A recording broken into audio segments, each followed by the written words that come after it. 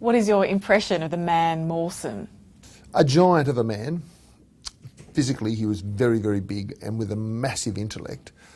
I fancy him as quite patrician. I think his driving force was his intellect. He was first and foremost a scientist, and he looked at people like Shackleton. Well, he quite liked Shackleton and quite liked Scott, but he looked at Shackleton, Scott and Amundsen and their drive to get to the South Pole to plant the flag as bemused interest, but there was no scientific interest in the South Pole for him. He was fascinated by the South Magnetic Pole, U-Butte. That's where you can, do your instruments and understand and move the frontiers of science forward.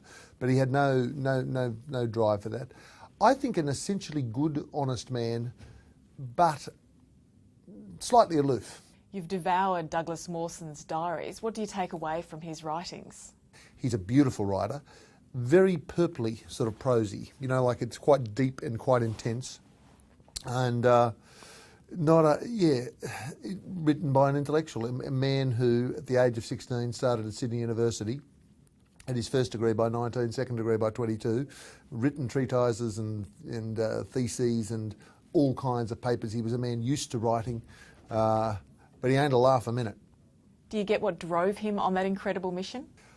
I love all of them had a great sense of adventure, and that is their major propulsion, to go to Antarctica. I mean, it's almost ipso facto, or what's the word I'm looking for? If you don't have a sense of adventure, you never set foot in Antarctica. So you had to have it stamped in your passport on the opening page, I have a sense of adventure, before you headed to Antarctica.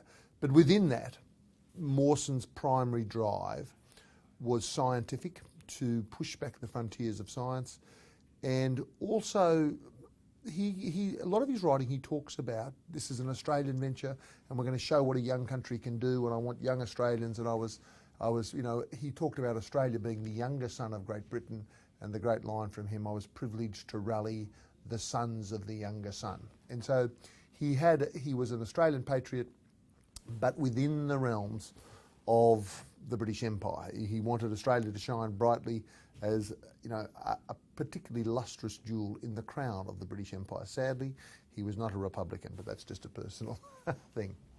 You say he didn't do it for the glory. No, I don't detect within him great ego. I mean, again, if I may compare to others, Charles Kingsford Smith, a huge ego, and wanted his name emblazoned everywhere, and so it was, emblazoned across the skies. Smithy! And I don't detect that with Douglas Mawson at all. I think a fundamentally modest man of great powers, but his drive was scientific, not personal. Do we make people like Douglas Mawson anymore, or do we not have the same sort of opportunities? That's a very interesting question. I mean, the thing is, there's just about no spot left on the earth that somebody hasn't put their clodhoppers onto. And yet at that point, the fascinating thing about Antarctica was it was 1895 before the first time anybody documented put their foot on. There may have been sealers, whalers beforehand, but it was that period, the heroic age, as it was known as the heroic age for the 2 decades after 1895, that was the great explorers going out to the South Pole for the first time, scaling these mountains for the first time, discovering new glaciers, and it was just this vista of newness. And pretty much after the South Pole was done, there was nowhere else to go, just about, because it was at roughly the same time, 1909, that they got to the North Pole as well. So both ends of the planets were covered, and all things in between.